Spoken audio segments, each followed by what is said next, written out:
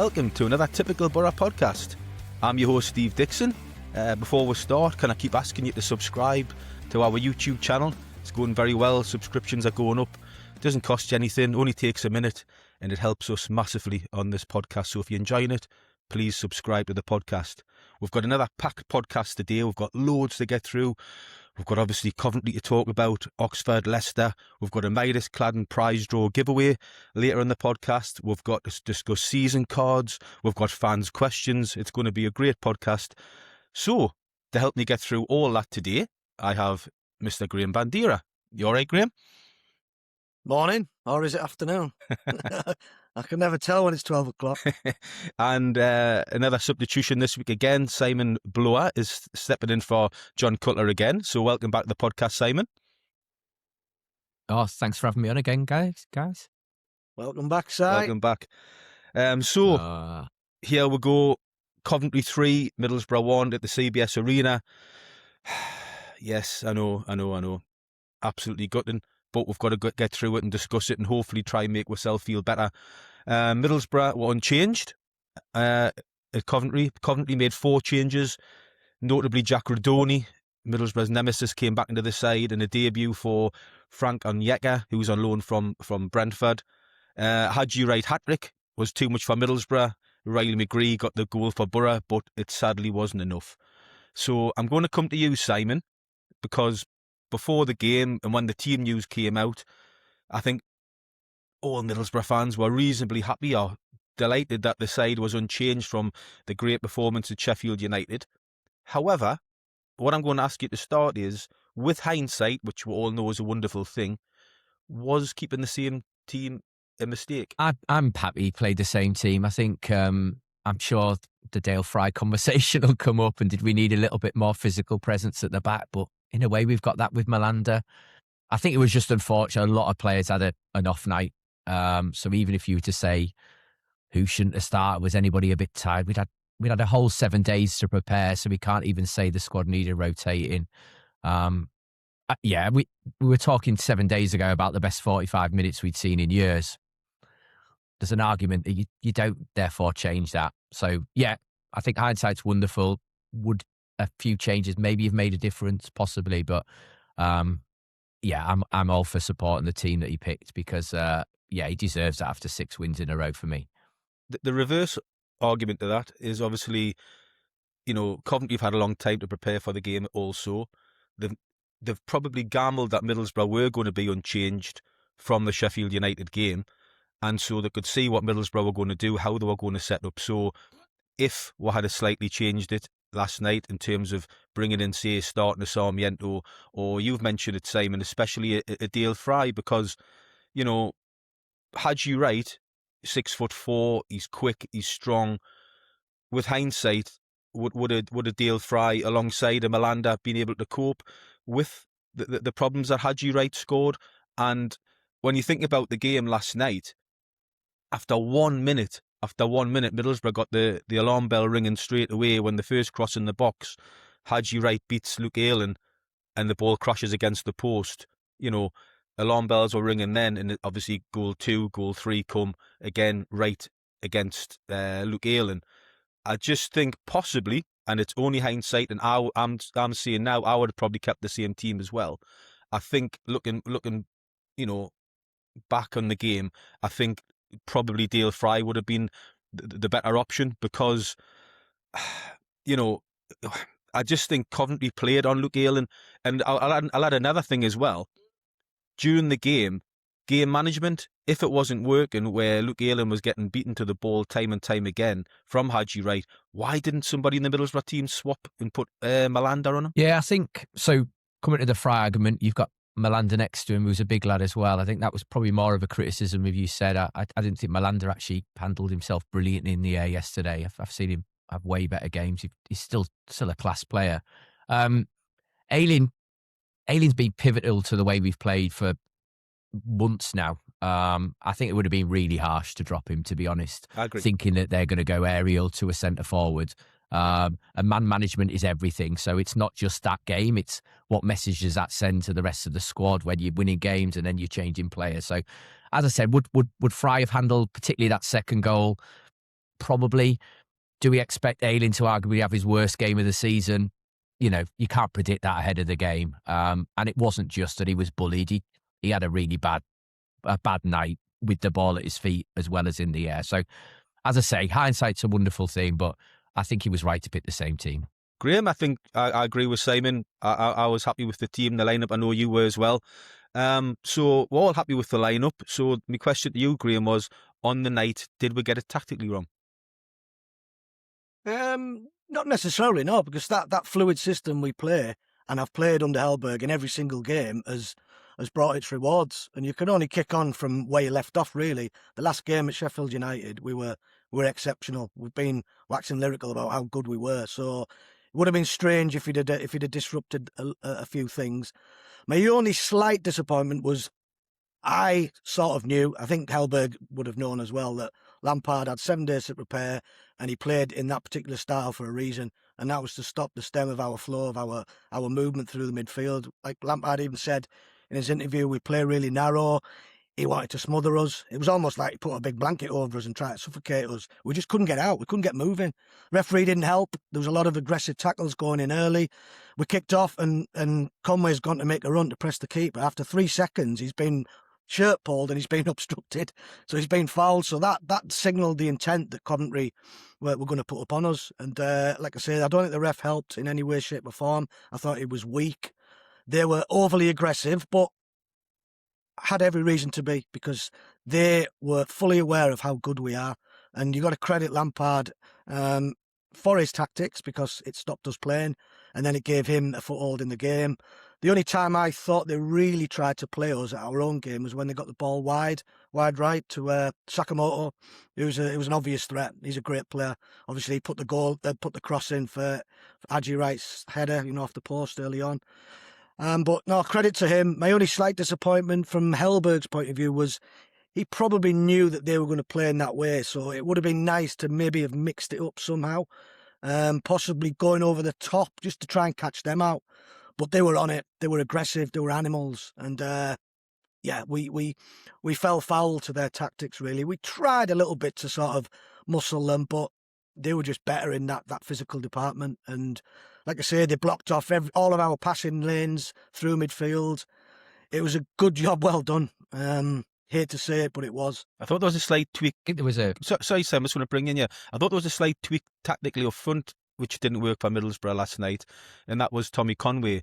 I think Tommy Conway, and I've said on the podcast the last few weeks, has been doing really well lately, because I feel it's almost like he's doing what he should be doing, playing through the middle, getting in the box more, taking up that centre-forward position, and getting away from running the channels and going wide. But I thought last night it was quite evident that Tommy Conway was at times playing left wing, and they were trying to get sort of midfielders into the central areas, and Whittaker cutting in from the right-hand side. And I just didn't think it worked. I didn't think it worked for Whittaker, and I didn't think it worked for Tommy Conway. I think Tommy was pulling out wide to obviously free up the spaces for Hackney to run into, and Whittaker to come across and run into them spaces as well. However, you've got to credit Onyeka and Grimes, who were absolute aggressors all night. They were horrible, and they made it really, really difficult. They plugged gaps, they pulled shirts, they chipped at ankles. It was that sort of game, and it's not really our game.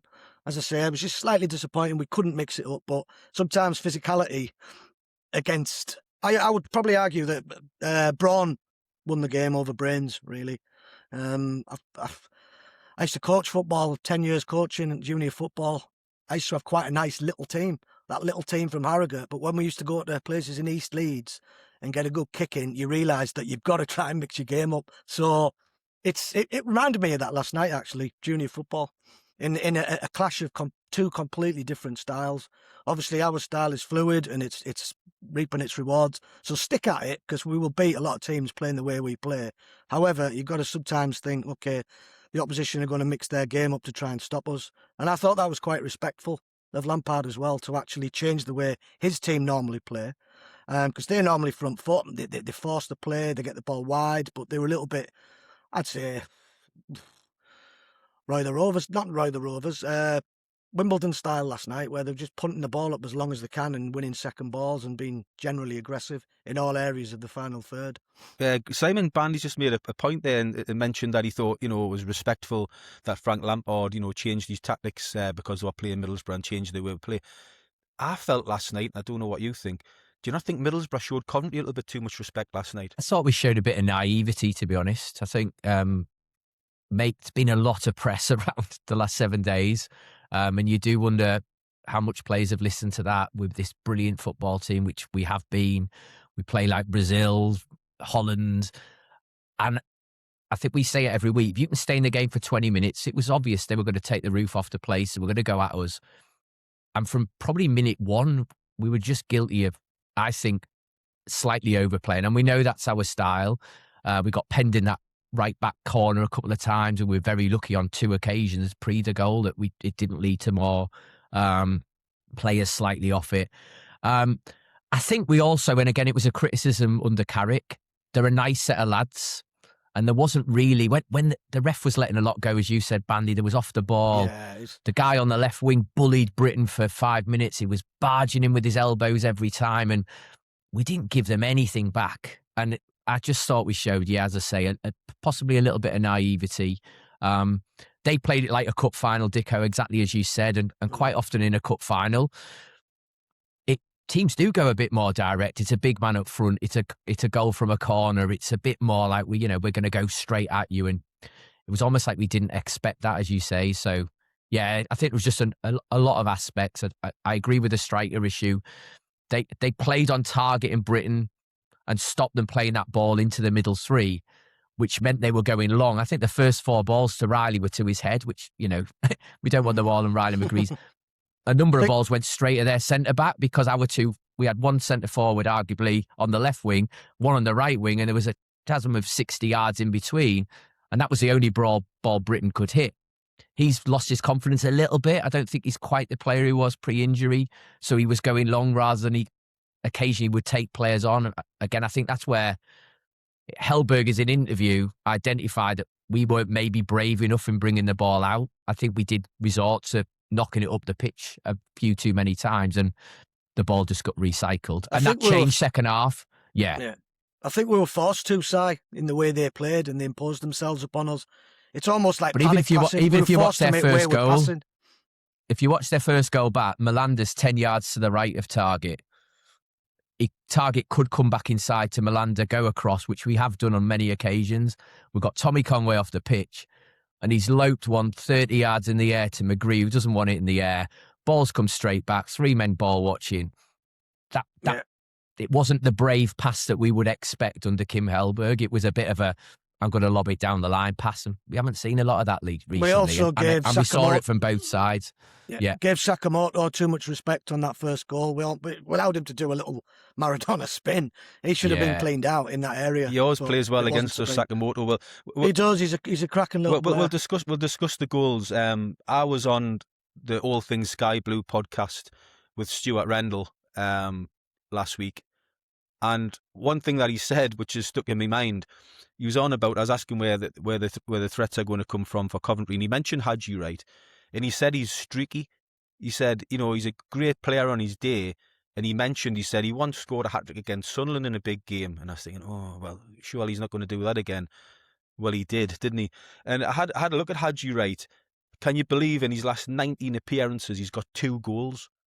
And yet last night, turns up against the Boro, scores a hat-trick. So Stuart, it'd have been better if Asante was playing and wasn't suspended. Yeah, so Stuart, if you're listening to the pod, you were spot on, mate. Haji Wright turned up for the first time in weeks, and he played very, very well and won you the game. So the goals, you've just touched on the first goal, Simon.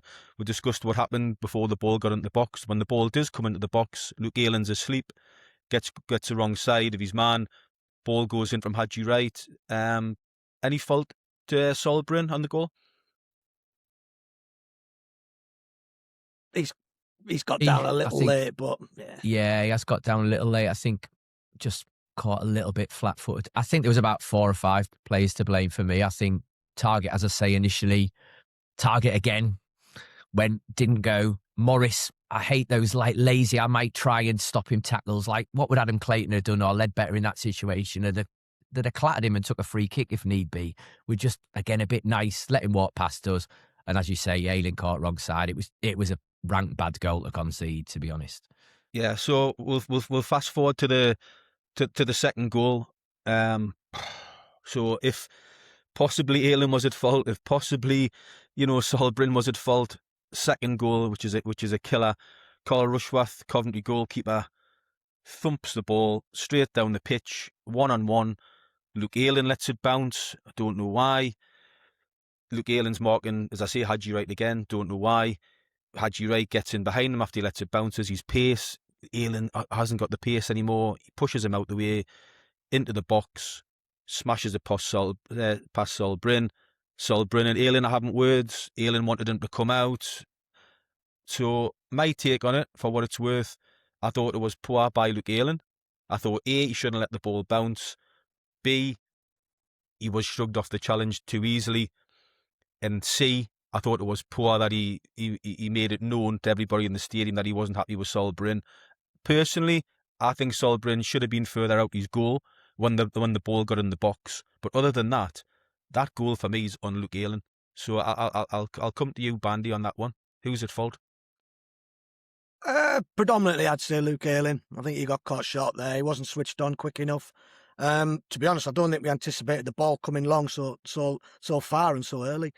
Caught short, caught wrong side, caught underneath it almost. He couldn't get his bearings to see where the ball was going to land. Hence, it bouncing.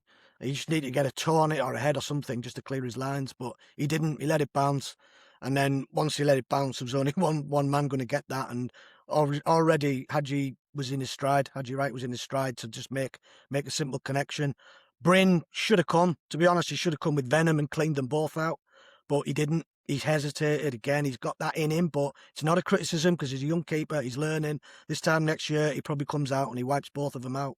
So I'm not going to blame him, but I think that's generally basic play from a central defender from Ayling. He should get that right. I think he's got every right to have a go at Bryn as well because that's healthy in my opinion. I want to see players getting at each other because it means that they want to win. So I don't mind that bit of remonstration on the pitch between them both. I thought that was fairly justified. Ayling was peed off that he'd made a mistake. He knew that. He's sort of blaming Bryn a little bit. Bryn was a bit naive in the respect that he probably didn't quite know what he should have done. But yeah, if I'm not one to pin blame, but it was a bad mistake from Ayling. To be fair, he had a bad night. He was poor all game. The warning sign was that the first contact with Haji Wright where he's hit the post with a header. He wasn't even near him at that point. But not going to dig Ayling out, certainly not. He's been arguably our best player this season. And just touching on the Fry situation, Ayling starts every week for me because he's integral to the way we play in terms of our build-up and bringing the ball out from the back. Simon, schoolboy defending for the goal. You know yourself as a ex-schoolboy manager, you tell your centre-backs, don't let the ball bounce. Middlesbrough done that. The ball goes in. Was it healthy or was it disappointing to see Luke Ayling digging out Sol Bryn on the pitch? Guess the digging out was the communication. I think for sticking up for Sol Bryn, I think a Luke Ayling would usually head that back to his goalkeeper. So I think he stayed back, expecting Ayling to head the ball back to him, didn't want to get too close. The moment Ayling let it bounce, Sol was in trouble then, and I think that's where there was a bit of a communication breakdown. I think Melander shouldn't be letting Ayling be the one that was jumping with him, and arguably the ball was in the air that long. I think Melander could have read that a bit better and come round to almost cover if Ayling didn't get it. So I think the other centre-back was partially to blame as well. I didn't personally like the digging out. I think it's understandable, and I suspect it was. We know what it's like sometimes. When we're frustrated ourselves, we quite often deflect it onto other people. I think there was a little bit of I've made the right balls up here. All right, Ange, you didn't really help me out either, mate, type thing, rather than it was your fault. I think there was definitely we copped that up between us. Yeah. But yeah, it was a bad goal. It was a bad goal. If anything, Melander could have sort of diverted his run slightly. He was almost jogging back, just waiting for Ayling to mop up. He could have diverted his run and put a bit of pace on it and actually sandwiched Haji Wright with Ayling. But I'm going to give we're splitting hairs here. I'm also going to give the striker credit. The ball come right over him, and his finish was a good finish from that far out. Yeah, we've seen players play through. So yeah, that was the icing on the cake in a way. Bad defending, and it was a good finish. But that also doesn't mean that Luke Ayling is going to get caught out every week against a decent striker like Haji Wright.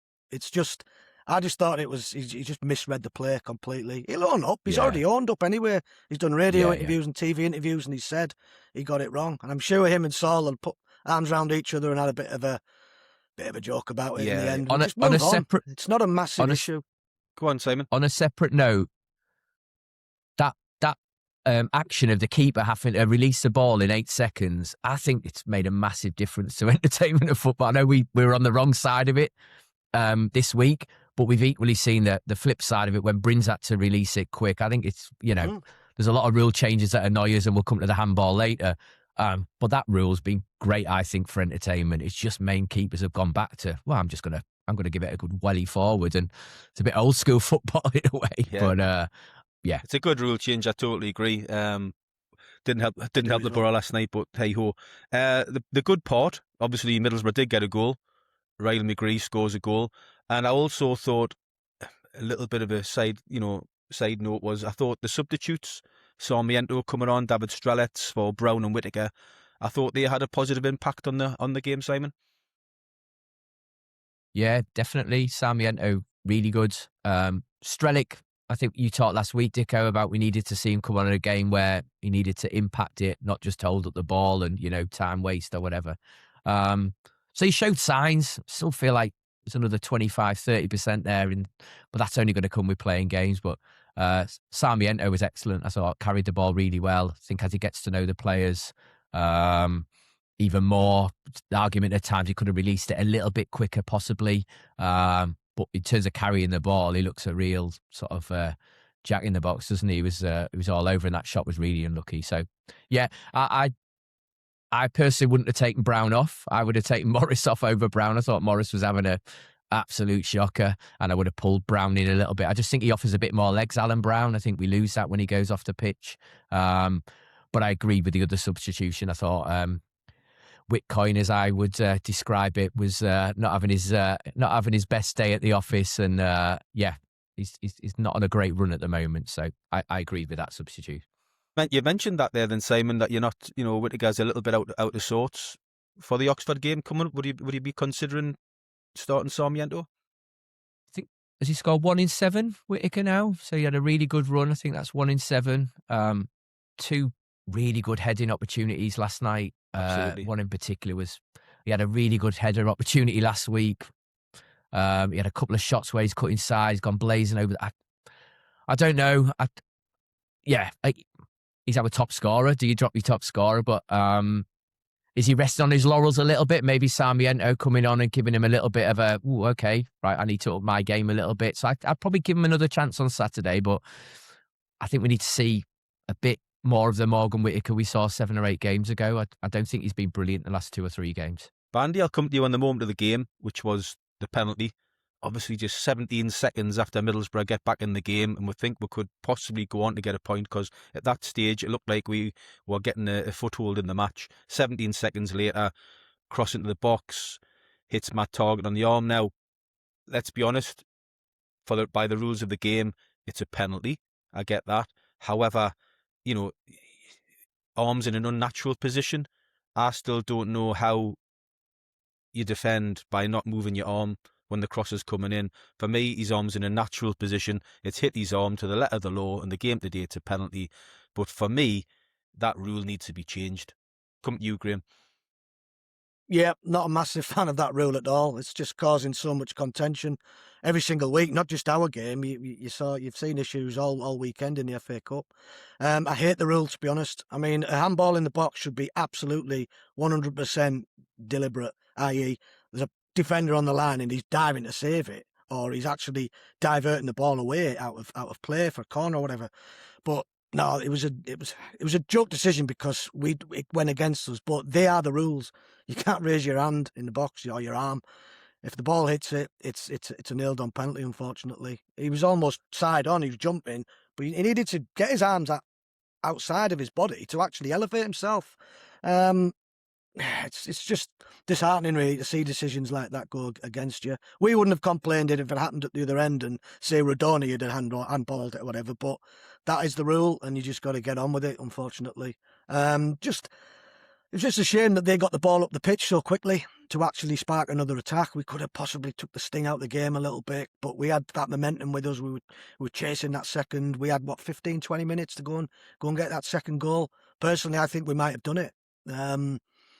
We could have had them rocking a little bit because we did start that second half brightly. Riley was quite instrumental, and hence him getting himself a goal.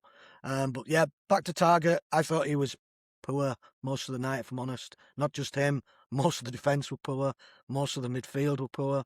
But we still had spells in the game where we still played our possession-based, quick interchanging of passing, and we could have got more joy out of that game. But the penalty was the deal sealer, unfortunately. Game over after that. Yeah, Simon Bandy's right, isn't he? That was the moment the game was lost on the penalty. Yeah, absolutely. I think we was hoping it was that referee from the Digne incident at the weekend. He was going to give a free kick outside the box. But that's what I was thinking when I mentioned FA Cup. Yeah. It was a similar place, wasn't it, as well? Similar position. It was a bit lazy it's definitely a penalty in the rules of the game. It was a bit... he didn't cover himself in glory, Matt Target. I don't think it sort of resulted from a bit of poor defending. But it was I'm with you, Bandy. I think at 2-1 they'd have really retreated and the crowd would have been nervous. I think we would have gone on and got a draw at least. But it was a bit like, right, that was sort of game done then, wasn't it? So it was a real shame. Yeah. Have to say though, well done to Coventry, well done to Frank Lampard. I thought they were, on the night they were the better side. They deserved the win. I thought the battle between the two top managers in the division was won on the night by Frank Lampard, unfortunately for Middlesbrough. So well done to Coventry. So we'll try and move on to some brighter news. We do have another Midas Claddon prize draw, as we do every month, and we're the only Boro podcast to do so, and we're proud to do so. So this month, we're going to give away 2 West Stand tickets in the posh seats up near Steve Gibson, yes, that's right, to see Middlesbrough against Charlton on Wednesday, March the 11th, 7:45. So we'll get a prize draw, tweet out on X and on Facebook, and if you just repost the post on Facebook, easy for me to say, and retweet the prize draw tweet on X. If you do both, you'll get entered twice, same as we normally do most months. So get on that, please, Boro fans. We'll get that out sometime this week for sure. So, Simon, we're going to move on quickly to Oxford. And I'm coming to you because you've got a foothold in the Oxford camp, because you're friends with Oxford assistant coach Craig Short. So what can Middlesbrough expect from Oxford this Saturday? I don't think they'll be like Coventry. No, in an element they will be like Coventry. I think they'll get in and about us. I think they will come and park the bus. So they are fighting for their lives. They're obviously in the relegation zone. Their most recent game against Coventry, I think, in the league, it was a complete backs to the wall game. So yeah, I think they'll be well organised. They, I believe, made 9 signings in the January transfer window, and speaking to a friend of mine who's an Oxford fan, they've still not settled on their perfect first 11 yet. So he thinks they'll be a 3-5-2, but they could very easily not be. So yeah, I think reliance on set plays. So again, I think that's something we need to be on our guard for. But it feels like if we get the first game and they have to come out, then, it's going to be all on us. It's going to be all on us to break them down. And I guess we'll talk about starting lineups in a minute. I think Riley's going to be key to that. I think in the games over the Christmas period when the teams came and parked the bus a little bit, we really struggled to break them down. We didn't have that sort of midfield maestro that could unpick a pass in the box. So I expect it to be largely played in the opposition's half. But I think there'll be a tough nut to crack. We've had arguably 2 games where, now not so much the second half yesterday, Coventry definitely retreated second half and sort of, particularly when they got that second goal. But against Sheffield United, it was a basketball game. It's been a while in a way since we've played we've got all the ball, can we break you down? So yeah, I think it's going to be intriguing, and we know in this division, anything is possible. But it's a must win. We have to get back to winning ways really, really quickly. Graeme, Oxford have got no wins in the last 5 and only 2 wins in the last 16 games in all competition. We can't be typical Boro again on Saturday. It's got to be 3 points, isn't it?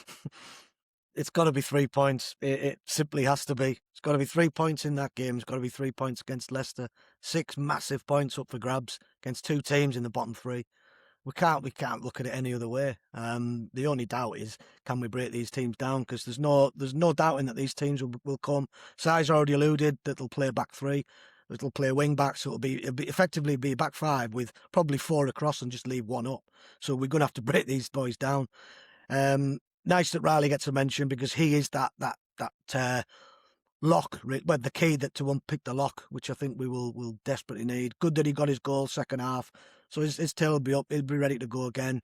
Could be a battle of the wing backs. I don't think they'll get forward as much as we will, so we've got to rely on Britton and Target to pen them back because they will have to come out at some point because they need wins. Draw's no good to them, so I think we'll be able to break them down, but I wouldn't say comfortably. Probably a narrow victory and a late goal. I'll take it. Would you make any changes, Simon? Would you freshen anything up?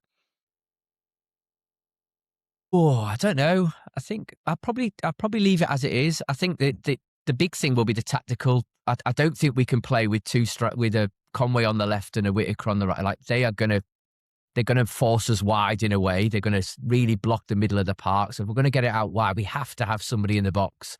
If it's a cross, if it's a deflection, if it's pinball wizard in the box as shots come in. So I think the way we play is almost more important than who plays for me. So I think we need to go back to that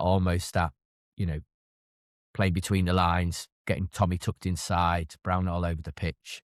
There's a possible doubt on Tommy. I felt after he went off after 20 minutes, I felt he carried a little bit for the rest of the game. So we may be forced into a change. It'd be interesting what the manager says in his press conference. It's only 5 days rest. And it looked like a muscle injury the way he was pointing to it. So right, let's see if we groin. There was definitely a niggle there, wasn't there? I think, and it noticeably impacted. I think he should have been subbed, to be honest, but that's probably a different comment. I do think we carried him for at least the rest of that first half. He was non-existent, to be honest. So yeah, you don't really get cramp there. Is there a niggle as he played through it? But it's hard to keep playing through if it's a niggle up there. Sorry, Steve. No, I was just going to say I think there might be changes for the Oxford game purely and simply because we've played on Monday, we're going to play on Saturday, and then we've got a tough game against Leicester on Tuesday. I think we might have to freshen it up. I think Dale Fry might come in for Leicester or Oxford to give Luke Ayling a little bit of a rest. I think, as you've said, Tommy Conway may have a bit of a knock, so we may sit one of those games out, probably the Oxford one, because if he's got the knock now, he has a bit more time to get himself right again for the Leicester game. I wouldn't be surprised, to be honest, to see Matt Target taken out the side and Finn Munro get a run out in a Middlesbrough shirt against Oxford. Sarmiento come on with a good cameo. Will he start the game to freshen things up, or will he again be an impact player and come off? I don't want to see too many changes because we've had a good settled side that's been doing very, very well. But I just feel because of the timing of the game between last night against Coventry into the Oxford game, then into the Leicester, I just think there's probably going to have to be changes to freshen things up. Graeme, any changes? I was thinking the next... Sorry. Go on. Graeme? I was going to say, I was thinking Go on, Greg. I'm always sceptical. If any manager makes more than 2 changes in a team which has got momentum, I think it's quite detrimental. I don't want to see any changes, to be honest. I want to see us go again. Just give them players the opportunity to put the wrongs right against a team of lesser, let's be right, a lesser ability, a team which we can actually dominate and get at and score goals if we play our cards right and we're patient and we seize them opportunities when we get them, because we will get them. But by making too many changes, you're disrupting a rhythm, you're disrupting mobility, functionability. So I wouldn't be too keen to see key players missing from the team. Target's been excellent. He had a poor game last night. Tommy had a poor game, but he's been excellent in the last 6-7 games. So if he's fit to go, play him. Sarmiento's always a massive option to bring on. You've got the option of bringing players on at half time. He's proven in the past that he will do that if players aren't putting it in, and if they are struggling. So I wouldn't change things. I really wouldn't. The side note on the Leicester game as well is it looks like Leicester are set to appoint Gary Rowett as their new manager. Ex-Millwall, Birmingham, Derby, Oxford and Stoke manager. Looks like he could be in charge for when Leicester come to town against Middlesbrough, which, Leicester have had the 6-point deduction because of financial irregularities. So they're in a bit of a false position. They've still got some quality players within the squad. That could be a tougher game than it looks on paper.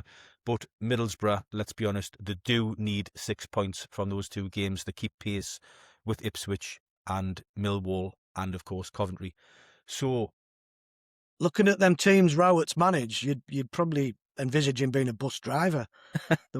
Because, I mean, there's a lot of horrible teams there that are tricky and difficult to break down. And Leicester will be no different, I'm afraid.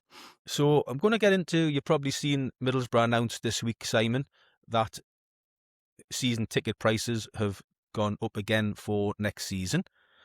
Middlesbrough did put out a post on the website giving reasons why. They have said financial challenges, increased business rates, stadium and training ground business rates have increased by more than 100% in the last 2 years.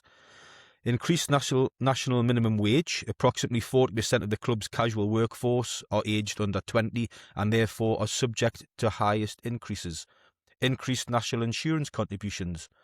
National insurance contributions will soon start from annual earnings of over £5,000 per employee rather than the previous £9,100. This is combined with an increased contributions to 15% from the previous 13.8%. The combined total of the above three factors totals a projected increase of more than £1.6 million from 2 years ago. They also go on to say, after prices were frozen this time last year, adult 18 to 21s and over 65s and early bird season ticket prices have been increased uniformly around the stadium by £30, £30 and £45 respectively for the over 65s. So I'm going to have my say on this, and then I'll bring you two guys in. I've got to say, North Stand and South Stand prices for next season have gone for the early bird from 510 up to 540, and if you're a new applicant, they've now risen £64 to £604 for the South Stand and the North Stand. For me, I'm being honest, I think it's poor, and I'll give me reasons why. I think Middlesbrough are just about the most expensive season ticket in the league anyway, have been for the last few years, yet with our attendances in the Championship over the last 4 years have been as high as anything in Middlesbrough's history in the second tier, with averaged between 25 and 27,000 for consecutive seasons, which is great support in an area that's struggling. I think, yes, I get the club, have to try and manage the costs, and their sort of thing, the costs have risen, but so has the fans' costs have risen. Our bills have risen at home as well, just the same. And I just think they could have done things a little bit better. I think the gambling on Middlesbrough going to the Premier League. Now, I understand if you go to the Premier League, an increase can happen because you're seeing a better product. So they could have put out, if Middlesbrough are going to go to the Premier League, that's the costs that we're going to put in, which they've announced. However, they could have also said, if we don't get to the Premier League, season prices for next season are frozen. And I think that would have been the better option, because I'm sorry, if we don't get promoted this season, and it's, after last night, it's still in the balance. If we don't get promoted, there's going to be a lot of empty seats at the stadium next season, because people are going to struggle to pay, a new applicant £604 to sit in the North Stand or the South Stand watching Championship football, for example, or nearly £800 to sit in the West Stand upper to watch Championship football. It ain't going to happen. And I just think, yeah, it's 1.6 million increase, which we get. However, if you get to the Premier League, you get 200 million. Do you really need that 1.6 million off the fans?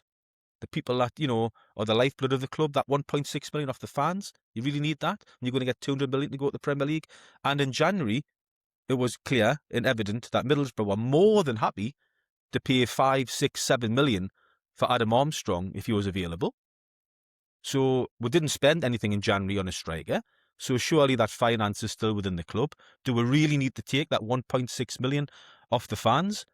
Now, if Middlesbrough do, get to the Premier League, those costs look, more fair enough because you're watching a better product. And if Middlesbrough go and spend millions of pounds on footballers if they get the Premier League, and if they spend money on the Riverside, which desperately needs it, we'll get new seats in the stadium, for example, or we'll get the fan zone done out, or we'll get the toilet facilities updated because they're all woefully lacking in quality now, then I can get my head round increases. But, for me, if we're still in the Championship next season, I think those costs, are poor. And I think Middlesbrough should have frozen prices if we stayed within the Championship. So I'm going to come to you two guys on your thoughts. And, one thing I will say as well, I might get a bit of stick for this off Middlesbrough fans, I don't know. I'm just giving my honest opinion. But, Middlesbrough are doing well at the moment. So it's quite easy to overlook these costs and go, Dicko, we're doing well, we're top of the Championship, we're flying, what does it matter, blah, blah, blah.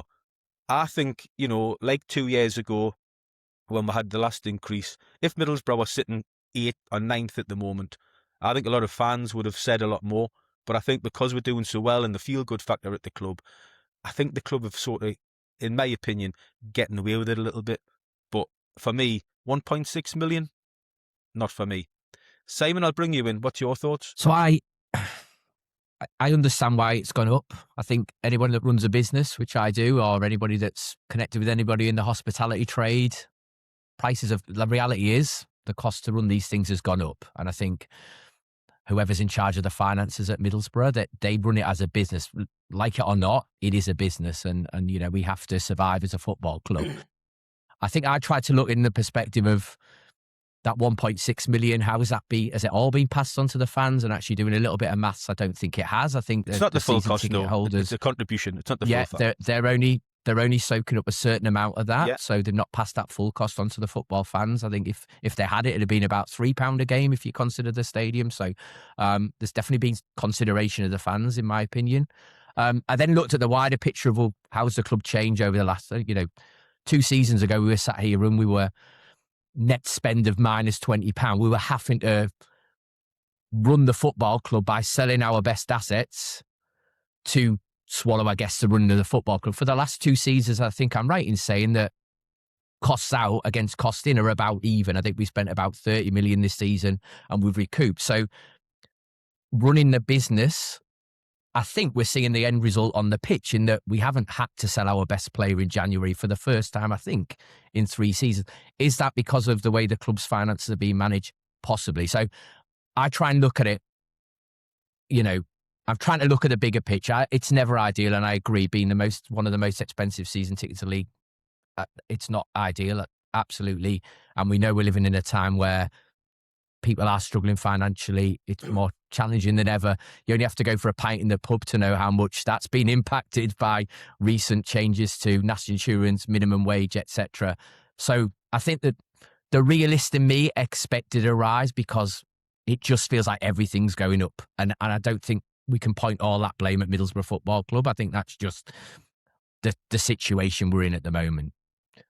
What I do like, and will compliment the club on, at least they're being transparent. I think that even just saying business rates have gone up, national insurance, we've got a high percentage of match day staff that are on minimum wage and their salary's gone up, at least it offers a little bit of perspective. So I think we've got to give them credit for at least that. I agree. I think the comms have been better this year, Simon. I do agree with that.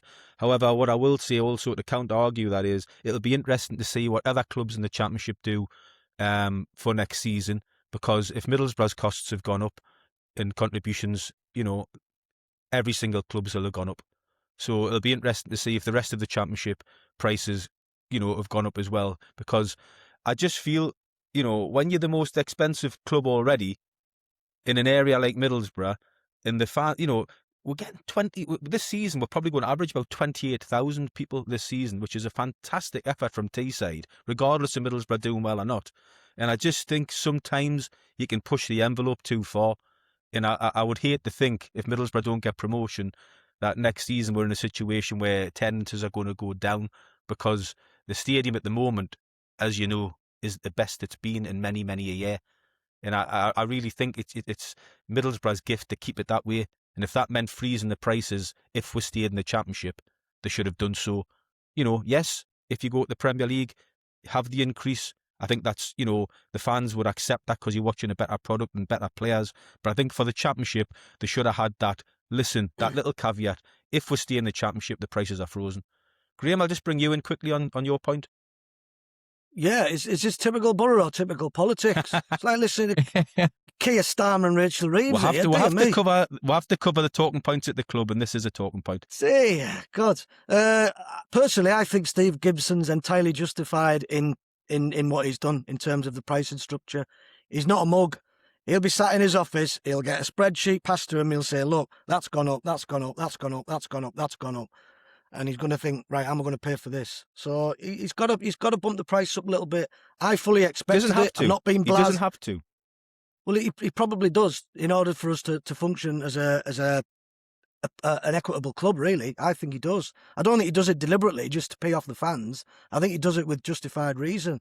I don't think he actually sits there and thinks, right, how much money can I get in off this Teesside public? Nobody's saying that, Bandy, but what I've just said there is, we were going to spend 5, 6, 7 million pounds on a striker in January. It didn't happen. So my point is, if that won't have any interference with the other outgoings, that'll be spare money which we've banked in order to be able to function and buy strikers. I think the other money that he's trying to get in is to cover the overheads and the running costs. Why don't we find other ways? If things are going to go up, and in this country things are going to continue to go up, they might go up again next year and the next year and the next year. There's got to be a point when Steve Gibson and the club go, we can't just keep going with we're begging bowl to the fans to foot that bill. I don't think it's a begging ball. I think it's reality. Yeah, but the fans are maxed out. There's going to be a point where it comes to a point of no return. And we go, enough's enough. We're at a price bracket now, which is getting ridiculous. And we can't just keep going to the fans to foot the bill. That's my point. There's got to be a different way. Why can't we get the sponsor for the stadium? Go back and when we sponsored the stadium, the Selnet Riverside Stadium. Why can't we find a different way to get revenue into the club? Why can't we make the fan zone better and get more finances through the fan zone? Find revenue streams, sponsorships. Why is it always got to be the fan that fits the bill? With respect, mate, we don't know what's going on behind the scenes. They've probably getting all the ducks in a row to address them issues. Let's hope they are. I'm pretty certain there will be. I think if we get promoted, you'll see a complete boom at the club. I think we will renovate the fan zone. I think we will probably get a sponsorship for the stadium.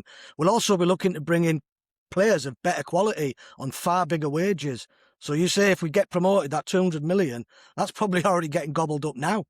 Because they'll be planning for that if it happens. They'll also be planning for the eventuality of not getting promoted, where we are finding ourselves back in the Championship with, in my opinion, the same crowds. I don't think you'll see a drop-off if we don't get promoted, because we've got a damn good manager now and we play fantastic football. The War Cups might be an issue, because they've obviously increased a little bit as well, and that might deter a lot of fans. But I think, in general, Steve Gibson's ambition for this football club would probably be to have an all-season ticket stadium.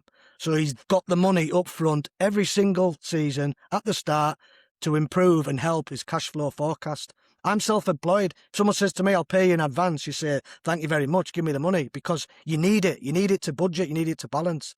So we're talking about an issue that we don't really know, I think. So I think it's quite difficult. You can only surmise. I'd love to be able to sit with the financial accountant and Steve Gibson in the boardroom and see what's actually being put in front of him. So I don't believe for 1 minute he thinks it's good to rip the fans off. I don't think that at all. I'm not saying they're ripping the fans off, Bandy. I'm just saying Middlesbrough have got to try and come up with a different tactic, in my opinion, over the next few years, that every time something goes up, the fans foot the bill. There's other ways you can get revenue streams at the club. Now, listen, it's an argument that we can go on for 3 hours about if we want to do. Passing the costs on to the consumer. I'm just passionate, and I always have been, on fighting the fight for the fans.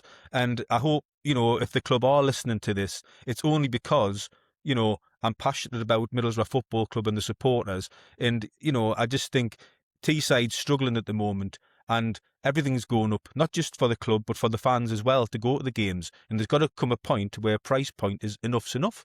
It's as simple as that. And we're already the most expensive club in the league. I've already said, if we get the Premier League, you can almost justify it slightly. But for the Championship, for a new applicant to sit in the North Stand next season in the Championship, £604 is ridiculous. And if you're not a new applicant, it's going to cost even more.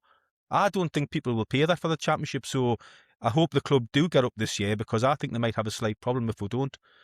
But I'll tell you what we'll do. We'll move on, because, as I say, we could talk politics for 3 hours. But I have to mention season ticket prices. It's a passion of mine, and I like to fight the fight for the supporters. So we've got fans' questions.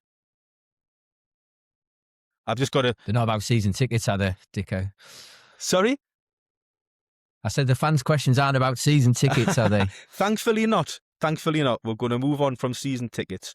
And I'm going to start with Paul Newton, because Paul Newton's come in, Graeme. Good lad is Paul. I like his tweets. He says, chance gone, 3 points off 2 tough away games. We move on. Maybe utilise the squad a bit more. A start for Sarmiento, for Brown in a home game. He wouldn't drop Whittaker in 2 home games for Sarmiento, as some fans seem to want. So he doesn't want to drop Whittaker for Sarmiento. He thinks that, if anything, Sarmiento should be added to the team along with Whittaker. I stated that I'd go with the same team again. Give them the opportunity to put the wrongs right. If it doesn't work in the first half, then you've got options then to bring quality players off the bench. I'd love to see more of Sarmiento, but at this moment in time, does he get in ahead of Riley? Absolutely not. Does he get in a Whittaker? In ahead of Whittaker? Possibly, but I just look at that goal scoring chart and see Whittaker up there, and he's proven that he's capable. So I would give Whittaker a few more games before it's time to, drop him, really. He's also asking Paul. Sorry, just a second. Paul was also asking, did I get the open top bus booked for the parade from what I was talking about last week? Well, I can give you an update, Paul. I did try to get the bus booked. The bus booked. However, it's been scrapped, because the last time I had one was so long ago. The bus doesn't exist anymore. Simon, what were you going to say there, Simon? Sorry, did Paul say to drop Alan Brown, who just got EFL Player of the Month? Is that what he mentioned for Sarmiento? He did. He did. Yeah. I think we've got to remember he's been absolutely outstanding. He had a slightly poor game last night, but he's a long way from being dropped for me. I must confess, this Manager of the Month, Player of the Month, it's all tosh. Absolute nonsense. Dust gathering trophies. What is the point?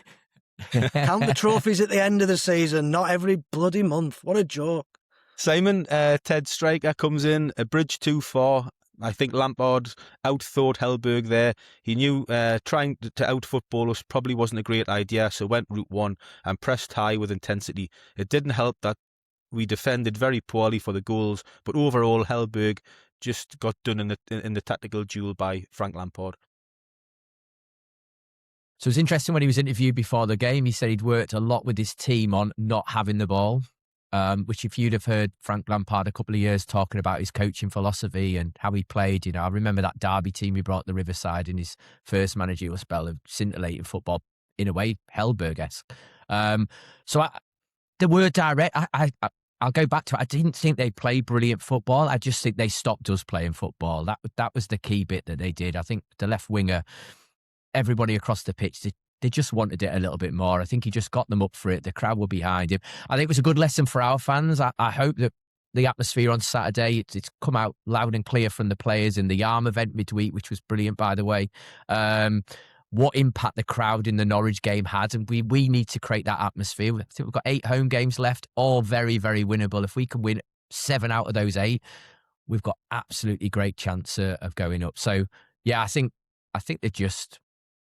they worked harder off the ball and stopped us playing. Be interesting to watch. He got one over on him. Be interesting if we could watch Coventry's remaining games to see if they play that particular style again with that level of intensity and aggression. I'm not so sure they will. I think that's testament to the way we've been this season. Yeah, Graeme, Jonathan Taylor absolutely. comes in. He says, yeah. Jonathan Taylor comes in, Graeme. He says, do you guys think the excessive media attention we got from post-Sheffield United could have contributed towards Coventry focusing aggressively on disrupting our style of play more than normal? especially in midfield. Maybe being back second puts us out of the media spotlight again in a good way. No, I disagree. I think Frank Lampard will have had scouts at Bramall Lane and he'll have known exactly how we play, and he spent the full week trying to combat that. So, no, I don't believe he listens to podcasts or analysts online or on TV and forms his opinions from that. He'll know exactly how every single team plays in this league. He's a bright young manager. I think he's a great manager, Lampard. Simon, Super J is saying still confident we will be fine this season.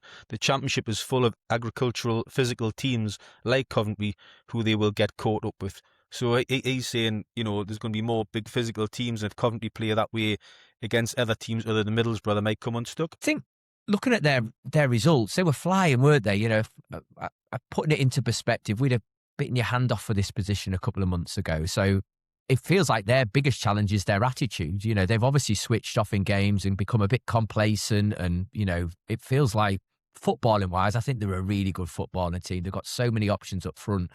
I don't think it will really matter whether they're playing an aggressive team, a team that's at the back. I think if their attitude's spot on, they will find a way. I think the bigger challenge is we've been pretty consistent under Hellberg, and that comes back to Saturday. I think for them, it's, do they get carried away? Do they think they're back and suddenly they got West Brom and Sheffield United away? Like, that's two toughish away games for them to go to.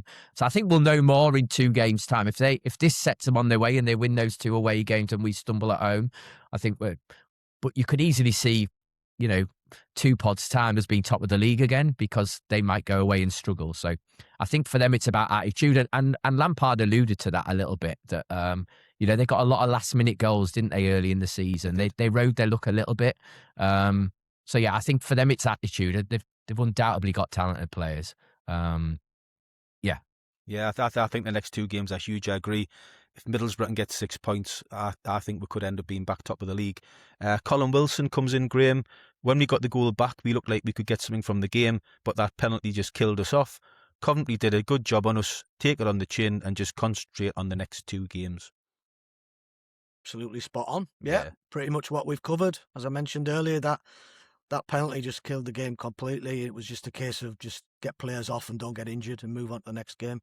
He was probably thinking about that at that point anyway, but about the Oxford game. So, yeah, good point. Last one for you, Simon, because we're running out of time, from TC. Can we continue with Whittaker, who in my opinion doesn't do enough, particularly in the big games, whilst he lacks physicality? TC, Tommy Conway. Sarmiento's agent. I think we've touched upon it already in conversation. I'd probably give him another chance on Saturday because, as Bandy mentioned, he's top scorer. We know he's got a wand of a left foot when he's on it. I hope Sarmiento's appearance might just give him that little nudge to say, hang on, if I don't turn in again today, my place is a bit under pressure. So I'd stick with him for another game. I think he's had a good run. As I said, it's a bit worrying he's scored 1 in 7. But I'd give him another chance Saturday. Going back to the rotation, I would stay with the same team Saturday, but I'm mindful that Tuesday will come quick. I expect to see more changes in the Leicester game. I'm a bit of a take every game as it can. If people are fit, keep them playing. But I'm mindful that I think Tuesday might come quickly. So I'd expect to see more changes in the Leicester game than the Oxford game. Yeah, I think Kim Hellberg would agree and say the next game's always the most important. You can't look too far ahead. Concentrate on Oxford, get the job done, then worry about Leicester, is probably what he's going to say. Listen, guys, we're out of time, so thank you both for coming on again. You've been fantastic, and we've had a good debate on all things and even got into politics, so that was an interesting podcast. You got into politics. Education, Dicko. Politics, yeah. I'd be far happier talking about Kim Hellberg being a teacher than trying to be a politician, I have to say. But yeah, Kim Hellberg being a teacher. That's an interesting one. So hold on. To the autumn statement. Hold on. Simon's just said, because Simon's a teacher and he's on about Kim Hellberg being a teacher. Before we finish, if you were a football manager, who would you be, Simon? I think I'd be a bit Hellberg. I like to think those that know me, I'm pretty calm. Don't get flustered too easy. Don't get angry. Like to think about the game, as you've probably read on this pod. Bit of a student of the game. So yeah, I think I'd be a more of a Hellberg fit. I definitely wouldn't be a flying off the handle, lose my rag. If I was gonna pick characters for you two guys, I would go Simon is going to be Gareth Southgate, and I would go Graham Bandera is Jose Mourinho. Oh, I'll take that all day long. If I speak, I'll be in trouble. And who are you, Dicko? You must be like Roy Keane or something, surely. It was- Yeah. Nonsense. What do you reckon? Van Gaal, Louis Van Gaal. Dicko's Red Army. Right. Daesh. Oh, the old professor. Listen, remember, I'll take Gareth. remember, Borough I'll take fans. Jose. Look all day long. on the socials for the Midas prize draw. That'll be coming out. Next podcast will be back on Sunday as per usual after the Oxford game on the Sunday. We'll be back then. So remember, don't say Typical Boro. Watch it, listen to it, and we'll be back to talk rubbish again soon. Up the Boro. Up the Borough. Up the Borough.